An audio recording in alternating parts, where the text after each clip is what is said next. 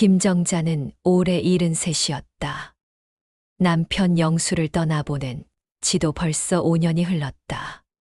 그때부터 혼자 이 집을 지키며 살아왔다. 30평 남짓한 아파트였지만 35년 전 신혼 때부터 살던 집이라 애착이 남달랐다. 아이들은 모두 서울에 직장을 잡고 나갔다. 큰딸 미영이는 강남에서 학원 원장을 하고 있었고, 아들 성호는 IT 회사에 다니며 아내, 아이들과 함께 분당에 살고 있었다. 두 자녀 모두 잘 살고 있다고 하지만 정자를 찾아오는 건 명절이나 되어야 였다. 엄마, 요즘 어떠세요? 미영이가 가끔 전화를 걸어올 때면 늘 하는 말이었다. 그냥 그래. 별일 없어. 정자도 늘 같은 대답을 했다. 사실 별일이 없는 게 아니었다. 나이가 들수록 몸은 여기저기 아프고 생활비는 빠듯해지고 외로움은 깊어졌다. 하지만 그런 말을 하면 아이들이 부담스러워할 것 같았다. 엄마, 그런데 집값 많이 올랐죠. 절대 팔지 마세요. 나중에 우리가 상속받아야 하니까요. 미영이는 전화할 때마다 이 말을 빼먹지 않았다. 성호도 마찬가지였다. 엄마, 부동산 중개사들 말 듣지 마세요. 집 팔라고 하면 안 돼요. 이 동네 재개발 들어오면 대박 날 거예요. 딸과 아들은 늘 그렇게 말했다. 하지만 정자에게 집은 단순히 돈의 개념이 아니었다. 이곳은 남편과 함께 웃고 울었던 추억의 공간이고 아이들을 키워낸 보금자리였고 지금도 그녀에게는 유일한 쉼터였다. 그런데 요즘 들어 현실적인 문제들이 하나둘씩 정자를 압박하기 시작했다. 먼저 생활비 문제였다. 남편이 살아있을 때는 그의 연금과 정자의 파트타임 일로 넉넉하지는 않아도 버틸만 했다. 하지만 남편이 세상을 떠난 후 유족연금만으로는 턱없이 부족했다. 전기료, 가스료, 관리비, 그리고 기본적인 생활비까지 합하면 한 달에 100만 원도 모자랐다. 더 큰 문제는 병원비였다. 고혈압 약, 당뇨 약, 무릎 관절 치료비까지 합하면 한 달에 20만 원은 좋게 들었다. 지난달에는 갑자기 어지러워서 응급실에 갔는데 각종 검사비로 30만 원이 나왔다. 엄마, 돈 필요하면 말씀하세요. 아이들이 가끔 그렇게 말하기는 했다. 실제로 몇 번은 도움을 받기도 했다. 하지만 그럴 때마다 아이들의 표정이나 말투에서 부담스러워하는 기색을 느꼈다. 엄마, 우리도 애들 학원비, 대출 이자 때문에 빠듯해요. 어머님, 요즘 경기가 안 좋아서. 며느리의 눈치도 보였다. 정자는 점점 자식들에게 손 벌리는 것이 미안해졌다. 그러던 어느 날이었다. 정자는 동네 복지관에 갔다. 어르신들을 위한 프로그램도 알아보고 혹시 받을 수 있는 지원이 있는지 상담도 받아보려고 했다. 어르신, 연세가 어떻게 되세요? 젊은 사회복지사가 친절하게 물었다. 73세요. 주택은 소유하고 계신가요? 네, 아파트 하나 있어요. 그럼 주택연금 제도에 대해 안내해 드릴게요. 사회복지사는 자료를 꺼내며 설명하기 시작했다. 주택연금이라는 게 뭐예요? 정자가 물었다. 집을 담보로 잡고 매달 연금처럼 돈을 받는 제도예요. 어르신이 살아계시는 동안은 계속 집에서 살 수 있고 매월 일정 금액을 받을 수 있어요. 그럼 집을 팔아야 하는 거예요. 아니요, 팔지 않아도 돼요. 어르신이 살아계시는 동안은 계속 거주하실 수 있고 나중에 집을 처분해서 받은 돈에서 그동안 받은 연금을 정산하는 방식이에요. 정자는 처음 듣는 제도였지만 관심이 생겼다. 그럼 매달 얼마나 받을 수 있어요? 집값과 연세에 따라 다른데 3억 정도 하는 집이라면 월 80만 원에서 100만 원 정도 받으실 수 있을 거예요. 정자의 눈이 반짝였다. 월 80만 원이면 기본적인 생활비는 충분히 해결할 수 있었다. 단점은 없나요? 나중에 상속받으실 분들에게는 집 대신 남은 가치만 상속되는 거죠. 그리고 중도에 취소하기가 어려워요. 복지사의 설명을 들으며 정자는 복잡한 생각에 빠졌다. 집으로 돌아와서 정자는 며칠 동안 잠을 제대로 이루지 못했다. 주택연금에 대한 생각이 머릿속을 떠나지 않았다. 아이들이 뭐라고 할까? 가장 큰 걱정은 자녀들의 반응이었다. 그들이 그토록 상속받기를 바라는 집을 담보로 잡는다면 어떤 반응을 보일까? 하지만 다른 한편으로는 현실적인 문제들이 정자를 압박했다. 지난달 통장 잔고는 50만 원이 채 안 됐다. 이달 병원비와 약값을 내면 거의 바닥날 상황이었다. 또 아이들한테 손 벌려야 하나. 그 생각만으로도 마음이 무거웠다. 아이들도 각자 생활이 있는데 계속 부담을 줄 수는 없었다. 일주일을 고민한 끝에 정자는 결심했다. 다시 복지관을 찾아가서 자세한 상담을 받아보기로 했다. 어르신, 다시 오셨네요. 지난번 상담을 해준 복지사가 반갑게 맞아주었다. 주택연금에 대해 좀 더 자세히 알고 싶어서요. 좋으시죠? 자세히 설명해 드릴게요. 복지사는 주택연금의 장단점, 신청 방법, 필요 서류 등을 차근차근 설명해 주었다. 가족분들과는 상의해 보셨어요? 그게 아직 말씀드리지 못했어요. 정자가 망설이며 대답했다. 보통은 가족분들과 상의하고 오시는 편이에요. 나중에 문제가 될 수도 있거든요. 그렇긴 한데, 일단 제가 먼저 알아보고 싶어서요. 복지사는 정자의 복잡한 마음을 이해한다는 듯 고개를 끄덕였다. 그럼 일단 서류는 챙겨드릴게요. 집에 가서 천천히 생각해 보시고 결정하세요. 정자는 두툼한 서류 봉투를 받아들고 집으로 돌아왔다. 그날 밤 정자는 서류를 하나하나 읽어보았다. 어려운 용어들이 많았지만 핵심은 이해했다. 집을 담보로 잡고 매월 연금을 받는 것. 그리고 나중에 집을 처분해서 받은 돈과 연금을 정산하는 것. 내 집인데 내가 결정하면 안 되나? 정자는 생각했다. 물론 아이들이 상속을 기대하는 것도 이해했다. 하지만 지금 당장 살아가는 것도 중요하지 않나? 며칠 더 고민한 끝에 정자는 은행을 찾아갔다. 주택연금 상담을 받기 위해서였다. 어르신, 혹시 가족분들은 이 제도에 대해 알고 계신가요? 은행 직원도 같은 질문을 했다. 제가 먼저 알아보고 있는 중이에요. 그렇다면 신중하게 결정하시길 바라요. 가족분들과 충분히 상의하신 후에 결정하시는 게 좋을 것 같아요. 하지만 정자의 마음은 이미 기울어 있었다. 그래, 이번만큼은 내 선택대로 해보자. 정자는 서류를 작성하기 시작했다. 집 등기부등본, 신분증, 인감증명서 등 필요한 서류들을 준비했다. 마지막에 사인을 하는 순간 가슴이 두근거렸다. 73년을 살면서 이렇게 큰 결정을 혼자 내린 적이 있었던가.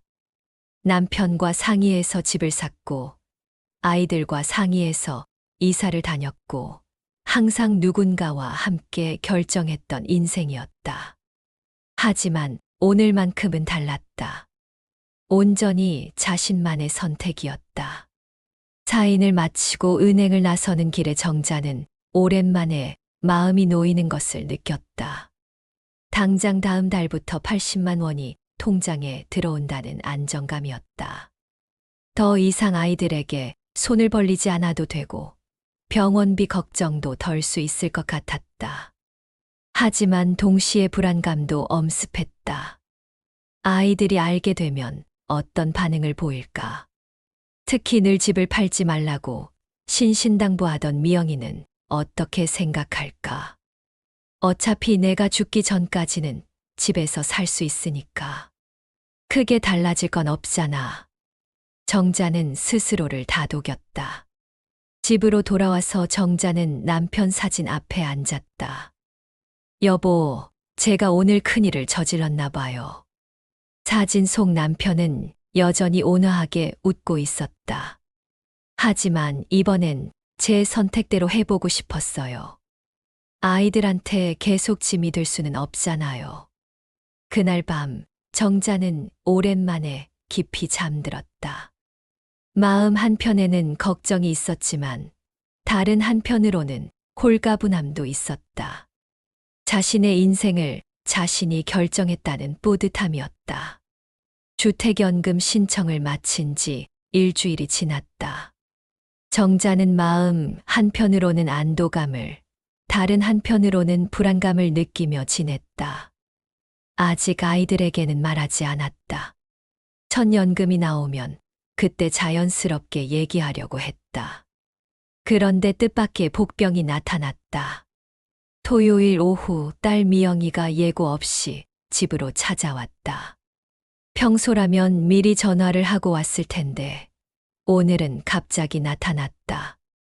엄마, 안녕하세요. 어머, 미영아. 연락도 안 하고 웬일이야? 그냥 엄마 얼굴 보고 싶어서요. 근처에 일이 있어서 들렀어요. 미영이는 손에 과일 봉지를 들고 있었다. 평소보다 표정이 밝아 보였다. 고마워. 들어와서 차라도 한잔 해. 정자는 반가운 마음에 얼른 찻잔을 준비했다. 엄마, 요즘 어떠세요? 건강은? 그냥 그래. 별일 없어. 돈은 모자라지 않아요? 필요하면 언제든 말씀하세요. 미영이의 말에 정자는 잠시 머뭇거렸다. 사실 이제는 주택연금 때문에 돈 걱정을 덜 수 있게 되었다. 하지만 아직 얘기할 때가 아니라고 생각했다. 고마워. 아직은 괜찮아. 그때였다. 현관에서 벨 소리가 들렸다. 누가 올까? 정자가 일어서려 하자 미영이가 손을 내저었다. 제가 볼게요. 미영이가 현관으로 나갔다. 우편함에 뭔가 꽂혀 있었다. 엄마, 등기 뭐 하나 왔네요. 미영이가 봉투를 들고 들어왔다. 정자는 그 순간 가슴이 철렁 내려앉았다. 봉투에 적힌 발신인을 보니 주택금융공사였다. 어디서 온 거예요? 미영이가 봉투를 뒤집어 보며 물었다. 그냥 어떤 안내문 같은 거 아닐까? 정자가 얼른 봉투를 받으려 했지만 미영이는 이미 봉투를 뜯고 있었다. 엄마, 이게 뭐예요? 미영이의 목소리가 갑자기 날카롭게 변했다. 서류를 보더니 얼굴이 하얗게 변했다. 주택연금 가입 확인서. 엄마, 이걸 왜 하셨어요? 정자는 순간 말문이 막혔다. 이렇게 갑자기 들킬 줄은 몰랐다. 그게. 엄마, 대체 뭐 하신 거예요? 우리한테 말도 없이 왜 이런 걸 하세요? 미영이의 목소리가 점점 높아졌다. 미영아, 진정하고 앉아서 얘기하자. 진정하라고요? 엄마가 집을 담보로 잡았는데 어떻게 진정해요? 미영이는 서류를 다시 들여다봤다. 주택연금 월 지급액, 담보 설정 내용 등이 자세히 적혀 있었다. 엄마, 이거 한 달에 85만 원씩 받는 거네요. 언제 이런 걸 하셨어요? 지난주에요. 그럼 벌써 일주일이나 숨기고 계셨던 거예요. 정자는 대답하지 못했다. 미영이는 곧바로 휴대폰을 꺼내 성우에게 전화를 걸었다. 오빠, 지금 엄마 집으로 와요. 급한 일 생겼어요. 뭔 일인데? 전화로는 못해요. 빨리 와요. 전화를 끊고 나서 미영이는 소파에 털썩 앉았다. 엄마, 도대체 왜 이런 걸 혼자 결정하세요? 우리가 있는데. 내가 먹고 살려고 한 거다. 정자의 목소리가 떨렸다. 먹고 살려고요. 그럼 우리한테 말하지. 왜 이런 걸 몰래 해요? 너희한테 계속 짐이 될 수는 없잖니. 짐이라니요. 우리가 언제 짐이라고 했어요? 미영이의 반박에 정자는 씁쓸하게 웃었다. 말로는 그렇게 하지만 실제로 도움을 요청할 때마다 보이는 미영이의 표정을 정자는 다 알고 있었다. 30분 후 성호가 도착했다. 분당에서 급히 차를 몰고 온 모양이었다. 엄마, 무슨 일이에요? 미영이가 급하게 오라고 해서. 오빠, 이거 봐요. 미영이가 주택연금 서류를 성호에게 건넸다. 성호는 서류를 보더니 얼굴이 굳어졌다. 엄마, 이게 뭐예요? 주택연금을 하셨다고요? 그래. 정자가 간단히 대답했다. 엄마, 이건 큰일 나는 거예요. 우리한테 상속 못 주겠다는 뜻이에요. 성호의 말에 정자는 순간 숨이 막혔다. 아이들이 걱정할 줄 알았지만 목소리 속에는 걱정보다 재산에 대한 집착이 짙게 묻어났다. 상속, 너희들이 걱정하는 건 내 아니가 아니라 상속이구나. 정자의 말에 성호와 미영이는 잠시 말을 잃었다. 엄마, 그런 게 아니에요. 하지만 이렇게 중요한 걸 혼자 결정하시면. 중요한 게 뭐야? 내가 굶어 죽는 게 중요한 거야. 너희가 집 못 받는 게 중요한 거야. 정자의 목소리가 높아졌다. 엄마, 생활비가 부족하면 우리한테 말하지. 왜 이런 걸 몰래 하세요? 미영이가 비웃듯 말했다. 몰래? 내 집에 내가 뭘 하든 몰래가 어디 있어. 하지만 우리도 권리가 있잖아요. 미영이의 말에 정자는 어이가 없었다. 권리, 무슨 권리? 상속받을 권리요. 엄마가 혼자 사는 집을 우리가 나중에 상속받는 건 당연한 거 아니에요. 당연하다고? 정자는 아이들을 번갈아 보았다. 두 자녀 모두 같은 표정을 하고 있었다. 집을 잃을 수도 있다는 불안감과 분노가 뒤섞인 표정이었다. 그럼 내가 지금 어떻게 살고 있는지는 관심 없고, 나중에 내가 죽고 나서 받을 집만 중요한 거구나. 엄마, 그런 식으로 말씀하시면 안 되죠. 성호가 나섰다. 우리도 각자 생활이 있어요. 애들 학원비, 대출이자. 솔직히 엄마 생활비까지 계속 대기는 힘들어요. 그러니까 이렇게 한 거잖아.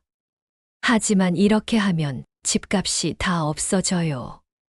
성호의 목소리가 높아졌다. 이 집이 지금 시세가 3억 5천인데 20년 후면 얼마나 오르겠어요. 그런데 주택연금으로 받는 돈은 겨우 월 85만 원이에요. 완전히 손해잖아요. 정자는 아들의 말을 듣고 있으니 가슴이 답답했다. 손해, 내가 살아가는 게 너희한테는 손해구나. 엄마, 그런 뜻이 아니에요. 미영이가 진정시키려 했지만 정자의 마음은 이미 상해 있었다. 아니야, 너희 속마음을 이제 알겠어. 정자는 일어서서 창문을 바라보았다. 너희가 걱정하는 건 내가 아니라 집값이야. 내가 언제 죽을지, 그동안 주택연금으로 얼마나 받을지, 그런 계산만 하고 있구나. 엄마, 맞잖아. 방금 성호가 한 말 들어봐. 집값이 얼마 오를지 주택연금이 손해라고. 정자의 목소리가 떨렸다. 그럼 내가 아프고 힘들어도 참고 살라는 거야? 너희 상속을 위해서. 성호와 미영이는 대답하지 못했다. 엄마, 저희가 도와드릴게요. 주택연금 취소하세요. 미영이가 말했다. 도와준다고. 어떻게? 한 달에 50만 원씩 드릴게요. 50만 원? 정자는 허탈하게 웃었다. 주택연금은 85만 원인데 너희는 50만 원 주고 나머지 35만 원은 어쩌라고. 그 정도면 충분하지 않아요? 미영이의 말에 정자는 고개를 저었다. 그리고 언제까지 줄 건데? 한 달, 두 달, 작년에도 그렇게 말하고는 석 달 만에 그만뒀잖아. 그건 그때도 애 학원비가 많이 나간다고 남편 사업이 어렵다고 했지. 정자는 아이들이 지금까지 어떻게 행동했는지 다 기억하고 있었다. 하지만 정자는 알고 있었다. 아이들이 몇 번은 도와줬지만 늘 불편한 빛처럼 굴었다는 걸. 정자가 중얼거렸다. 뭐라고 하셨어요? 아무것도 아니야. 그때 성호의 아내에게서 전화가 왔다. 여보, 뭐 하고 있어? 아이들 학원 데리러 가야 하는데. 아, 잠깐만. 엄마 집에 있어. 왜? 무슨 일이야? 성호는 전화를 끊고 시계를 보았다. 엄마, 저 가봐야 할 것 같아요. 아이들 학원. 그래, 가. 정자가 담담하게 말했다. 그런데 주택연금은 정말 취소해 주세요. 우리가 방법을 찾아볼게요. 싫어. 엄마, 내가 결정한 거야. 취소 안 해. 성호와 미영이는 서로를 바라보았다. 엄마, 그럼 우리는 어떡해요? 나중에 상속받을 집이 없어지는데. 미영이의 말에 정자는 더 이상 참을 수 없었다. 집. 너희 입에서 나오는 말은 집밖에 없구나. 정자가 소리쳤다. 엄마를 걱정하는 말은 한마디도 없고 온통 집 걱정만. 아이들은 잠시 조용해졌다. 이제 알겠어. 너희한테 나는 없고 집만 있구나. 정자의 말에 방 안이 조용해졌다. 시계 소리만 똑똑 들렸다. 성호와 미영이가 집을 나간 후 정자는 홀로 앉아 멍하니 시간을 보냈다. 오후 내내 아이들과 벌인 실랑이가 머릿속에서 맴돌았다. 그들의 말투, 표정, 그리고 무엇보다 집에 대한 집착이 선명하게 기억났다. 저녁 7시쯤 현관에서 벨소리가 들렸다. 문을 열어보니 성호와 미영이가 함께 서 있었다. 그리고 뒤에는 성호의 아내 수진까지 함께였다. 엄마, 저희 다시 왔어요. 성호의 목소리는 오후와 달리 차분했다. 하지만 어딘가 계산된 느낌이었다. 다들 들어와. 정자는 별말 없이 문을 열어주었다. 거실로 들어온 세 사람의 표정은 진지했다. 미리 무슨 얘기를 나눈 것 같았다. 어머님, 안녕하세요. 수진이 어색하게 인사했다. 평소에는 정자 집에 잘 오지 않던 며느리였다. 그래, 앉아. 차라도 한잔 할래? 네, 감사해요. 정자는 부엌에서 차를 끓였다. 거실에서는 아이들이 작은 목소리로 무언가 상의하는 소리가 들렸다. 차를 내오자 거실 공기는 살얼음판처럼 차가웠다. 누구도 먼저 말을 꺼내지 않았다. 한참을 침묵한 후 미영이가 입을 열었다. 엄마, 오늘 오후에 저희가 너무 감정적으로 말한 것 같아요. 그래. 네. 그래서 다시 차근차근 얘기해 보려고 왔어요. 정자는 차를 한 모금 마시며 기다렸다. 엄마, 이건 정말 우리랑 상의했어야 하는 일이에요. 성호가 말했다. 상해? 네. 이제 집은 사실상 은행 것이잖아요. 우리도 알 권리가 있어요. 맞아요, 어머님. 수진이 끼어들었다. 저희가 나중에 살 곳도 잃는 거잖아요. 수진의 말에 정자는 눈썹을 찌푸렸다. 너희가 언제부터 이 집에서 살려고 했니? 그게 아니라 나중에 상속받을 수 있는 거잖아요. 상속. 정자는 묵묵히 차를 따랐다. 하지만 손이 부들부들 떨리는 것을 숨길 수 없었다. 너희는 내가 집 때문에 사는 줄 아냐? 정자의 목소리가 떨렸다. 내 노후가 불안해서 그런 거다. 매달 병원비만 해도 얼마인지 아니? 엄마, 그렇다고 해서. 말이 끝나기도 전에 성호가 깊은 한숨을 내쉬었다. 엄마, 솔직히 말씀드릴게요. 우리도 정말 힘들어요. 성호의 목소리에 진정성이 묻어났다. 대출 이자만 해도 월 200만 원 넘어가요. 거기다 애들 학원비까지. 준영이 수학, 영어, 과학 학원비만 월 80만 원이에요. 맞아요. 수진이 맞장구 쳤다. 요즘 사교육비가 얼마나 비싼지 아세요? 주변 애들은 다 하는데 우리 애만 안 시킬 수는 없잖아요. 그래서 뭘 어쩌자는 거야? 정자가 물었다. 솔직히 엄마 집이라도 있어야 마음이 놓여요. 성호의 솔직한 고백에 정자는 잠시 말을 잃었다.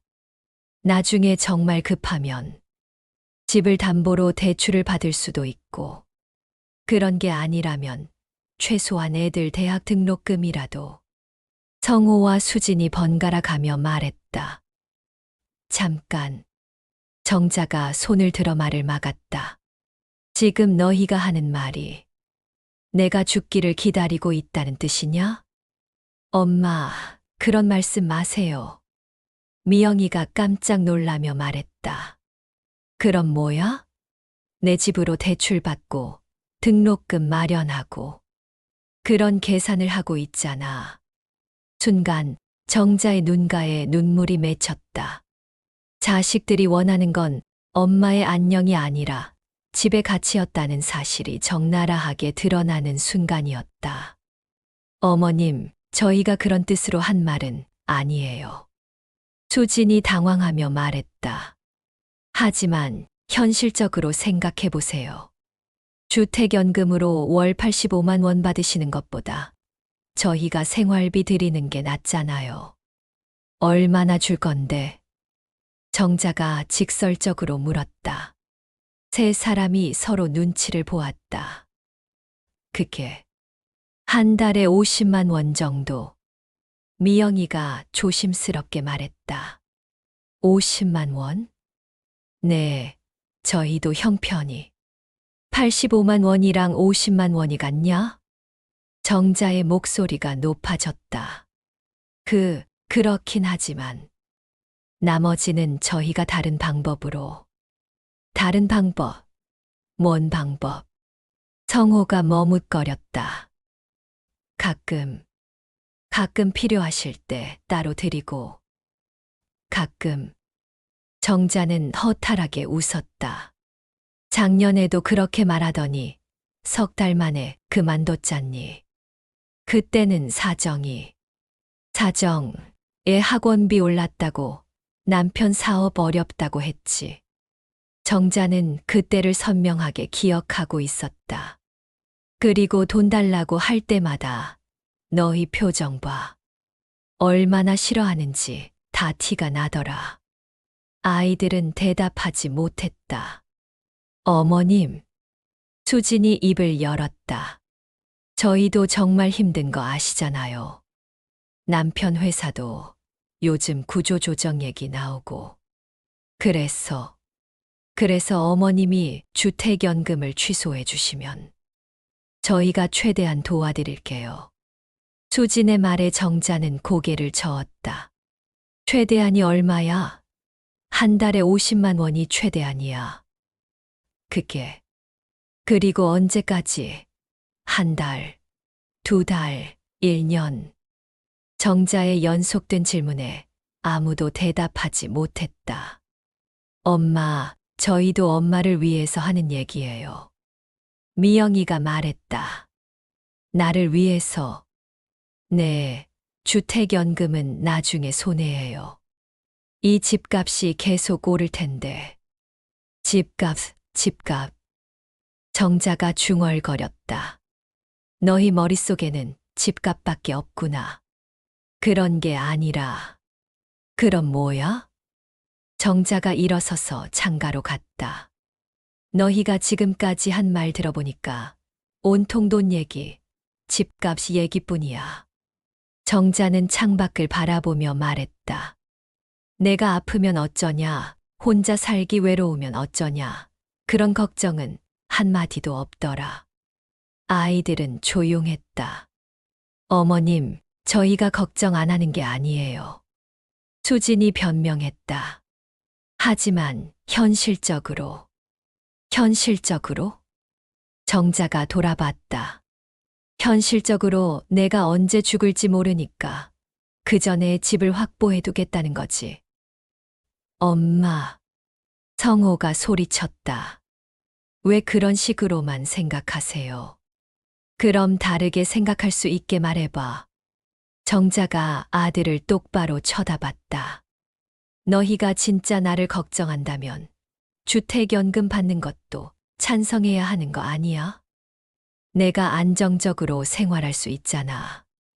성호는 대답하지 못했다. 하지만 그 대신 집은 없어지잖아요.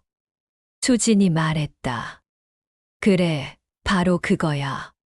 정자가 손가락으로 수진을 가리켰다. 너희가 걱정하는 건 내가 아니라 집이야. 그때 미영이가 일어섰다. 엄마, 저희도 나름대로 계획이 있었어요. 무슨 계획? 나중에 엄마 돌아가시면 이 집에서 저희가 살려고 했어요. 뭐? 정자가 놀란 표정을 지었다. 오빠는 분당 집이 있으니까 저희가 여기서 살면 되잖아요. 전세금도 절약되고. 미영이의 말에 정자는 어이가 없었다. 그럼 내가 죽기만 기다리고 있었던 거구나? 엄마, 그런 게 아니에요. 그럼 뭐야? 내 집에서 살 계획까지 다 세워놨으면서. 정자의 목소리가 떨렸다. 저희도 생활이 있어요. 미영이가 울먹였다. 전세금 3억을 어디서 구해요? 애 아빠 사업도 잘 안 되고. 그래서 내 집이 필요하구나. 정자는 모든 게 이해되었다. 처음부터 끝까지 계산이었어. 정자는 다시 소파에 앉았다. 엄마를 걱정하는 척하면서 사실은 집만 걱정하고 있었던 거야. 아이들은 더 이상 반박하지 못했다. 어머님, 수진이 마지막으로 시도했다. 그래도 가족끼리 서로 도우면서 사는 게. 가족.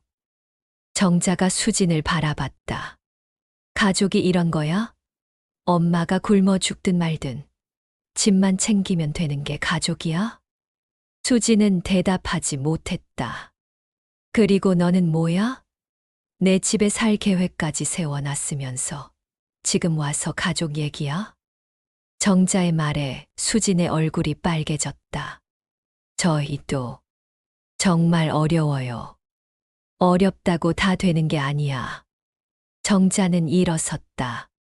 이제 확실히 알겠어. 너희한테 나는 없고 내 집만 있구나. 엄마. 그리고 내가 언제 죽을지만 기다리고 있고. 정자의 말에 거실이 조용해졌다. 시계 소리만 똑똑 들렸다. 이제 가. 정자가 말했다. 엄마, 그래도 가라고 했어. 정자의 목소리는 단호했다. 더 이상 할 말 없어. 성호, 미영이, 수지는 서로를 바라보았다. 하지만 더 이상 할 말이 없었다. 세 사람이 집을 나가고 정자는 홀로 남았다. 거실에는 차 냄새만 남아 있었다. 정자는 창가에 서서 밤하늘을 바라봤다. 별이 하나도 보이지 않는 어두운 밤이었다. 아이들이 떠나고 난 후 이틀 동안 정자는 혼자서 많은 생각을 했다. 그들의 말들이 계속 머릿속에서 맴돌았다. 이 집만 믿고 버텼는데 저희 입장은 생각 안 하세요. 나중에 살 곳도 잃는 거라고요. 모든 말이 집에 관한 것이었다. 수요일 오후 예상대로 미영이에게서 전화가 왔다. 엄마, 안녕하세요. 목소리가 평소보다 조심스러웠다. 그래. 그날은 저희가 너무 감정적으로 말한 것 같아요. 죄송해요. 정자는 대답하지 않았다. 엄마, 그래도 한 번 더 생각해 보세요. 주택연금 말이에요. 왜? 솔직히 말씀드리면 저희 처지도 정말 어려워요. 미영이의 목소리가 떨렸다. 남편 사업이 예전 같지 않고 애 학원비는 계속 오르고 정말 이 집만이 유일한 희망이에요. 희망. 네, 나중에라도 이 집이 있으면 전세금도 안 내고 살 수 있고 급할 때 대출도 받을 수 있고. 정자는 전화를 끊고 싶었다. 하지만 끝까지 들어보기로 했다. 그런데 주택연금을 하시면 저희는 정말 갈 곳이 없어요. 갈 곳이 없다고? 네, 지금 전세집도 내년에 계약 끝나는데 집주인이 매매하겠다고 했어.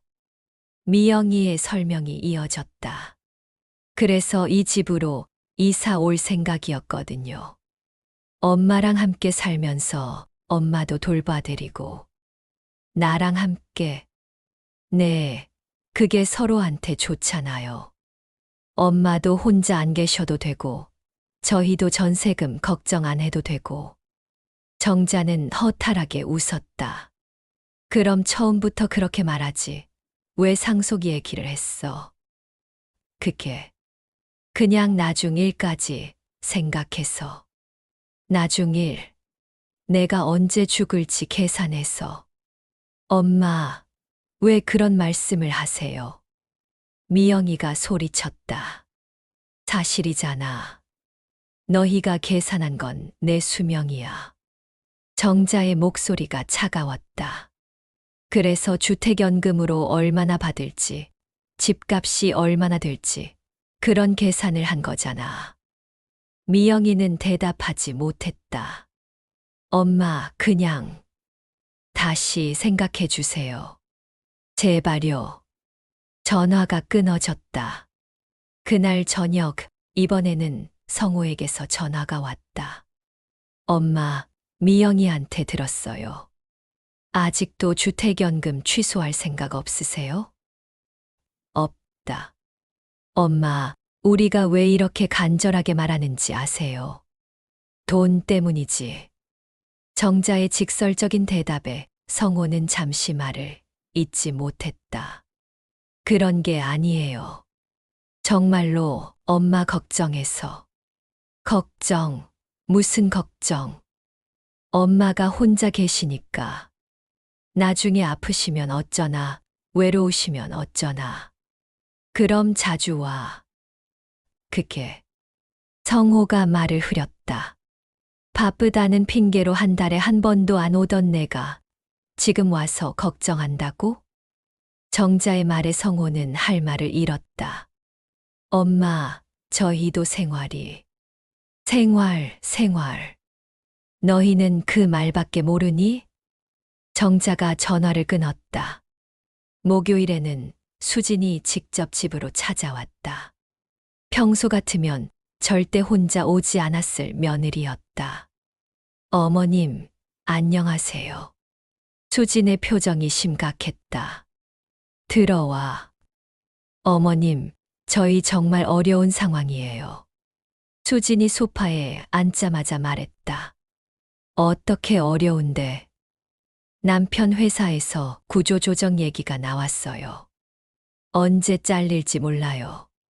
정자는 차를 끓이며 들었다. 그래서 이 집만 믿고 있었는데 주택연금을 하시면 그럼 뭐 어쩌라고? 정자가 차를 내오며 물었다. 주택연금 취소해 주세요. 수진이 무릎을 꿇고 애원했다. 저희가 매달 생활비 드릴게요. 85만 원. 아니, 100만 원도 드릴게요. 어디서 그 돈을 구하는데? 그게 제가 일을 나가서라도. 수진의 말에 정자는 고개를 저었다. 너 몇 년 동안 일 안 했잖아. 지금 나가서 뭘 해? 그래도 뭐라도 하겠어요. 식당 일이라도, 청소 일이라도. 수진이 울먹였다. 그렇게까지 하면서 왜 이 집을 갖고 싶어? 정자의 질문에 수진은 잠시 멈췄다. 솔직히 말씀드릴게요. 수진이 고개를 들었다. 이 집 없으면 저희는 정말 갈 곳이 없어요. 전세금도 없고, 대출받을 담보도 없고. 그래서 내 집이 필요하구나. 네. 죄송해요. 하지만 정말 절박해요. 수진의 솔직한 고백에 정자는 오히려 마음이 편해졌다. 적어도 거짓말은 아니었다. 그럼 나는 어쩌고? 어머님은 저희가 모셔드릴게요. 같이 살면서. 네, 어머님도 혼자 안 계셔도 되고, 아프시면 저희가 병원도 모셔다 드리고. 정자는 수진을 바라봤다. 너 정말로 나랑 같이 살 수 있어? 네, 할 수 있어요. 시어머니랑 한 집에서. 네. 조금 어색하겠지만. 정자는 웃었다. 조금 어색한 정도가 아닐 텐데. 수지는 대답하지 못했다. 그리고 언제까지 같이 살 거야? 1년? 2년? 그게 내가 치매 걸리고 대소변도 못 가리게 되면 그때도 같이 살 거야. 수진의 얼굴이 창백해졌다. 그런 상상을 해봤어. 시어머니 기저귀 갈아주고 밥 먹여주고 목욕시켜주고. 어머님, 수진이 떨리는 목소리로 말했다. 그런 상황이 오면 요양원에. 요양원? 정자가 눈을 크게 뜨며 물었다. 그럼 결국 요양원에 보낼 생각이었구나?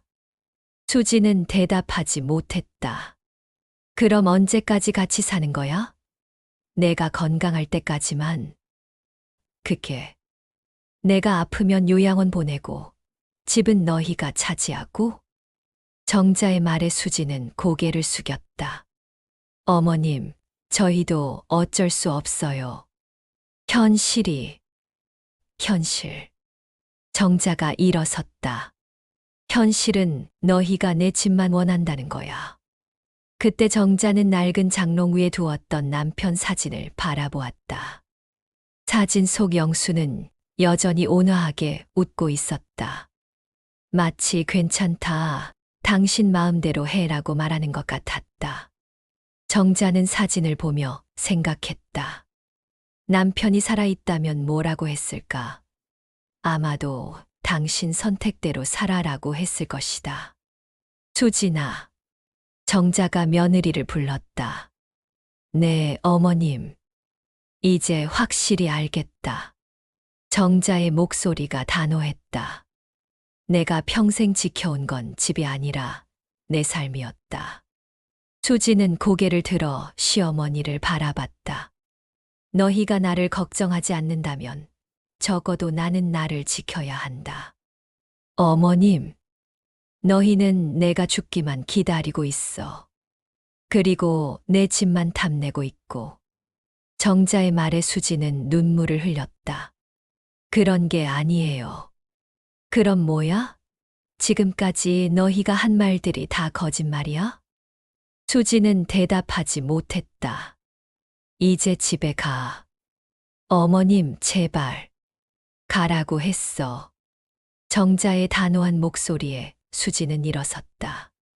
어머님, 정말 마지막으로 한 번만 더 생각해 주세요. 생각 끝났어. 수진이 집을 나가고 정자는 홀로 남았다. 저녁이 되어 정자는 남편 사진 앞에 앉았다. 여보, 제가 옳은 선택을 한 걸까요? 사진 속 남편은 여전히 웃고 있었다. 아이들이 저렇게 변할 줄은 몰랐어요. 언제부터 이렇게 돈만 밝히게 됐을까요? 정자는 사진을 쓰다듬었다. 하지만 이제 확실해졌어요. 제가 지켜야 할 건 집이 아니라 제 삶이에요. 그날 밤 정자는 오랜만에 편안하게 잠들었다. 자신의 결심이 확고해진 것이 다행스럽기까지 했다. 아이들의 진짜 속마음을 알게 된 것도 어쩌면 다행이었다. 이제 더 이상 기대하지 않아도 되니까. 다음 날 아침 정자는 주택금융공사에 전화를 걸었다. 주택연금 진행 상황 확인하고 싶어서 전화했어요. 네, 어르신. 모든 서류 검토 완료됐고 다음 주부터 연금 지급 시작됩니다. 고맙습니다. 전화를 끊고 정자는 깊은 숨을 쉬었다.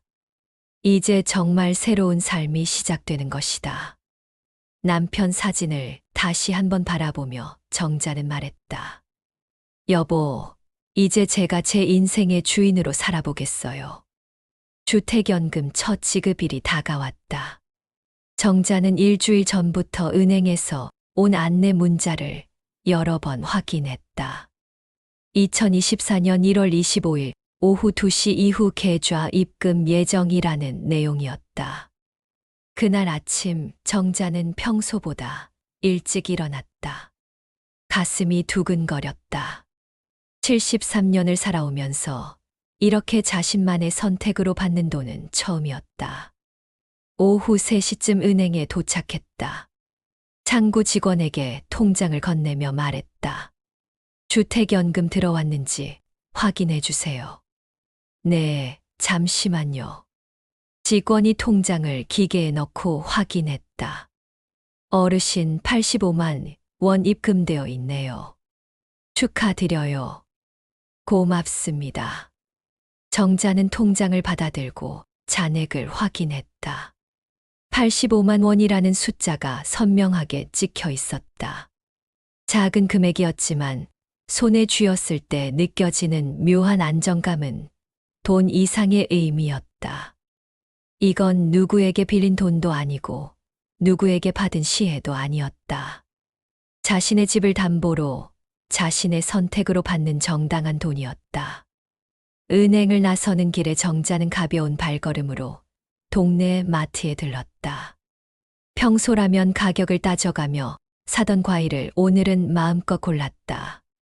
사과 한 봉지, 배 2개, 그리고 평소 먹고 싶어도 비싸서 망설이던 한우까지. 할머니, 오늘 좋은 일 있으셨나 봐요? 단골 정육점 사장이 웃으며 말했다. 그냥 좋은 날이에요. 정자도 웃으며 대답했다. 집에 돌아와서 정자는 남편 사진 앞에 앉았다. 여보, 첫 연금 받았어요. 85만 원. 사진 속 남편이 더욱 환하게 웃는 것 같았다. 이제 더 이상 아이들 눈치 안 봐도 돼요. 병원비 걱정도 덜고 생활비 걱정도 덜고. 정자는 통장을 남편 사진 옆에 놓았다. 그런데 아이들은 아직도 포기 안 한 것 같아요. 실제로 지난 일주일 동안 성우와 미영이에게서 몇 번 연락이 왔었다. 처음에는 완강하게 거절했지만 점점 어조가 부드러워지면서 마지막으로 한 번만 더 생각해달라는 식으로 바뀌었다. 그날 저녁 예상대로 미영이에게서 메시지가 왔다. 엄마 주택연금 첫 지급받으셨죠? 마음이 좀 편해지셨나요? 정자는 휴대폰을 보며 잠시 생각했다. 이제 와서 무슨 말을 하려는 걸까? 곧이어 또 다른 메시지가 왔다. 엄마, 미안해요. 저희가 너무 이기적이었어요. 엄마 마음 생각 안 하고 집 얘기만 했어. 정자는 메시지를 읽고 씁쓸하게 웃었다. 이제 와서 사과한다고 달라질까? 근데 앞으로 어떻게 하실 거예요? 정말 혼자서 괜찮으세요? 미영이의 메시지에는 여전히 걱정이 묻어났다. 하지만 정자는 알고 있었다. 이것도 결국은 집에 대한 걱정일 뿐이라는 것을. 정자는 휴대폰을 내려놓고 창밖의 달빛을 바라봤다. 보름달이 밝게 떠 있었다. 나는 이제 내 삶을 내 방식대로 살 거다. 정자가 혼자 중얼거렸다. 유산보다 중요한 건 살아있는 지금의 나니까. 그날 밤 정자는 오랫동안 잠들지 못했다. 하지만 불안해서가 아니라 설레어서였다. 새로운 삶에 대한 기대감 때문이었다. 다음 날 아침 정자는 동네 복지관에 갔다. 주택연금 상담을 해준 사회복지사에게 감사 인사를 하려고 했다. 어르신, 어떠세요? 주택연금 받아보니까 정말 좋아요. 마음이 한결 편해졌어요. 다행이에요. 가족분들은 어떻게 반응하시던가요? 복지사의 질문에 정자는 잠시 멈췄다. 처음에는 많이 반대하셨죠. 그럴 만해요. 보통 그러시더라고요. 하지만 제 선택이니까요. 제가 결정한 거예요. 정자의 단호한 말에 복지사가 고개를 끄덕였다. 맞아요. 어르신 인생이니까 어르신이 결정하시는 게 맞죠. 그런데 혹시 비슷한 상황에 있는 다른 분들도 계세요? 정자가 물었다. 아, 네. 사실 많으세요. 자녀분들과 갈등 때문에 고민하시는 분들. 복지사가 조심스럽게 말했다. 그런 분들끼리 모임 같은 것도 있나요? 있어요. 월 2회 정도 시니어 자립 모임이라고 해서. 관심 있으시면 참여해 보시겠어요? 네, 좋아요. 그렇게 정자는 새로운 모임에 참여하게 되었다. 첫 모임 날, 정자는 복지관 소회의실에서 5명의 어르신들을 만났다. 모두 비슷한 상황에 있는 분들이었다. 저는 김정자예요. 73세고 최근에 주택연금을 신청했어요. 정자가 자기소개를 했다. 아, 주택연금요. 저도 고민 중이에요. 옆에 앉은 75세 할머니가 말했다. 자식들이 반대해서 아직 못하고 있어요. 저는 이미 했어요. 70세 할아버지가 말했다. 처음에는 아들이 난리를 쳤는데 지금은 조용해졌어요. 포기한 것 같아요. 어떠세요? 후회는 안 하시죠? 정자가 물었다. 전혀요. 오히려 왜 진작 안 했나 싶어요. 할아버지의 말에 다른 분들이 관심을 보였다. 매달 일정 금액이 들어오니까 마음이 안정돼요. 더 이상 자식들 눈치 안 봐도 되고. 그날 모임에서 정자는 많은 것을 배웠다. 자신과 같은 고민을 하는 사람들이 이렇게 많다는 것, 그리고 그들이 어떻게 문제를 해결해 나가고 있는지를. 결국은 우리가 우리 인생의 주인이에요. 모임을 이끄는 78세 할머니가 말했다. 자식들 눈치 보면서 살 나이가 아니에요. 이제는 당당하게 우리가 원하는 대로 살아야 해요.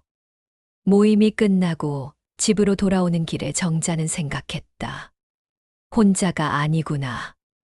같은 고민을 하는 사람들이 이렇게 많구나. 한 달이 지났다. 두 번째 주택연금이 들어왔다. 이번에는 첫 번처럼 떨리지 않았다. 이제 익숙해진 것이다. 그런데 그날 오후 뜻밖의 방문객이 있었다. 성호였다. 혼자 왔다.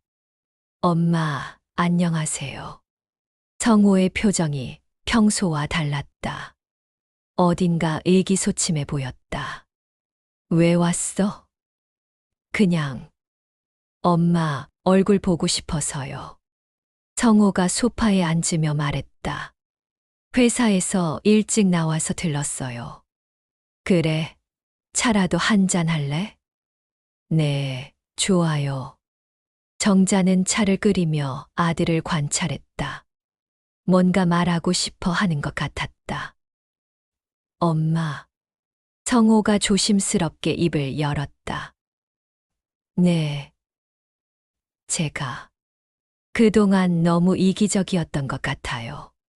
정자는 차를 내오며 아들을 바라봤다. 엄마가 힘드신 걸 알면서도 집 걱정만 했어요. 성호의 목소리가 작아졌다. 이제 와서 뭘. 정말 죄송해요. 엄마가 우리 때문에 얼마나 마음 아프셨을지. 성호가 고개를 숙였다. 후회해도 소용없어. 정자의 말에 성호는 더욱 고개를 숙였다. 그런데 정말 궁금해서 여쭤보는 건데 주택연금 받아보시니까 어떠세요? 왜 취소하라고 또 설득하려고? 아니에요. 진짜 궁금해서요. 성호의 말에 정자는 잠시 생각했다. 좋으시다고요? 응. 마음이 편해. 정자가 차를 한 모금 마시며 말했다. 더 이상 너희한테 손 안 벌려도 되니까. 성호는 아무 말도 하지 못했다. 그리고 내가 내 인생의 주인이 된 기분이야. 엄마, 73년 살면서 이런 기분은 처음이야. 남편 눈치, 시댁 눈치, 너희 눈치.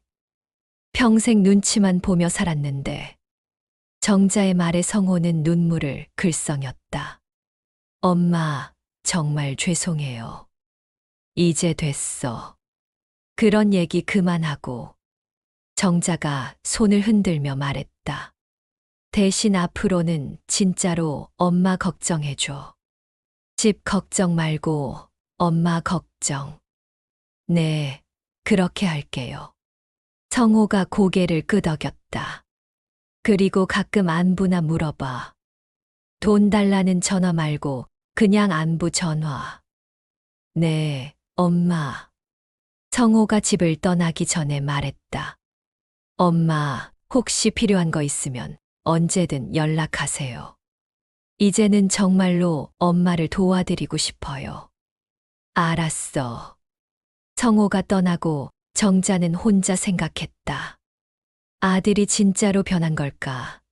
아니면 또 다른 계산이 있는 걸까? 하지만 상관없었다. 이제 정자에게는 아들의 변화보다 자신의 변화가 더 중요했다. 두 달이 지났다. 정자는 시니어 자립 모임의 단골이 되었다. 그리고 그 모임에서 새로운 친구들을 만났다. 정자 씨, 요즘 얼굴이 많이 밝아지셨어요. 모임 리더인 김 할머니가 말했다. 그래요? 저도 그런 것 같아요. 뭔가 자신감이 생기신 것 같아요. 맞아요. 이제 당당하게 살 수 있을 것 같아요. 정자의 말에 다른 분들이 고개를 끄덕였다. 저희도 그래요. 이 모임 나오면서 많이 달라졌어요. 자식들한테 의존하지 않고 살 수 있다는 자신감이 생겼어요. 그날 모임에서는 특별한 계획을 세웠다. 같이 여행을 가자는 것이었다. 어떠세요? 다음 달에 제주도 2박 3일로 가는 거. 좋아요. 정자가 가장 먼저 손을 들었다.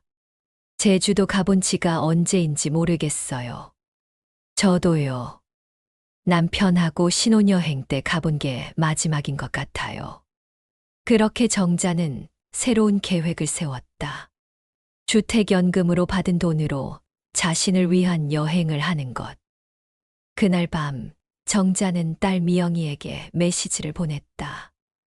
미영아, 다음 달에 제주도 여행 간다. 친구들이랑. 한참 후 미영이에게서 답장이 왔다. 엄마, 정말요. 좋으시겠어요. 조심히 다녀오세요. 예전 같았으면 돈 아깝다, 위험하다 같은 말을 했을 텐데, 이번에는 그런 말이 없었다. 아마 아이들도 변한 것 같았다. 여행을 일주일 앞두고 정자는 미영이에게서 전화를 받았다. 엄마, 여행 준비는 잘 돼가세요?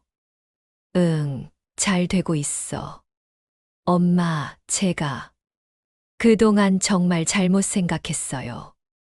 미영이의 목소리에 진정성이 묻어났다. 엄마가 주택연금 하신 거. 지금 생각해보니까 정말 잘하신 것 같아요. 그래. 네, 엄마가 당당하게 사실 수 있잖아요. 저희 눈치 안 보시고. 미영이의 말에 정자는 뭉클했다. 그리고 엄마, 앞으로는 정말로 엄마를 더 챙기고 싶어요. 집 때문이 아니라 진짜로 엄마 때문에. 고마워. 여행 잘 다녀오시고 돌아오시면 제가 맛있는 거 해드릴게요. 전화를 끊고 정자는 생각했다. 결국 자신이 당당해지니까 아이들도 달라진 것 같다. 눈치 보며 사는 엄마가 아니라 자립적인 엄마를 더 존경하는 것 같았다. 제주도 여행은 정자의 인생에서 가장 즐거운 경험 중 하나였다. 모임 친구들과 함께 한라산도 오르고 바다도 보고 맛있는 음식도 먹었다. 정자 씨, 정말 좋아 보이세요. 함께 간 친구가 말했다. 저도 그래요. 이렇게 자유로운 기분은 처음인 것 같아요. 우리가 이제야 진짜로 살기 시작한 것 같지 않아요? 맞아요. 이제부터가 진짜 우리 인생이에요. 여행에서 돌아온 후 정자의 삶은 완전히 달라져 있었다. 매주 시니어 모임에 참여하고 복지관에서 하는 다양한 프로그램도 듣고 가끔은 혼자서 영화도 보러 갔다. 그리고 가장 중요한 것은 아이들과의 관계도 좋아졌다는 것이었다. 더 이상 돈 때문에 눈치를 보지 않으니까 진짜 가족의 정이 생겼다. 성호는 일주일에 한 번씩은 안부 전화를 했고, 미영이는 한 달에 2번 정도 집에 놀러 왔다. 예전처럼 의무적인 방문이 아니라 진짜로 엄마가 그리워서 오는 것 같았다. 어느 날 저녁 정자는 남편 사진 앞에서 차를 마시며 말했다. 여보, 제가 정말 잘한 것 같아요. 주택연금. 사진 속 남편이 더욱 환하게 웃는 것 같았다. 이제 저도 제 인생의 주인이에요. 73년 살면서 처음으로. 정자는 속으로 중얼거렸다. 자식에게 매달리는 노후는 끝났다. 이제는 내 손으로 나를 지킨다. 창밖으로 달빛이 스며들어 왔다. 보름달이 밝게 빛나고 있었다.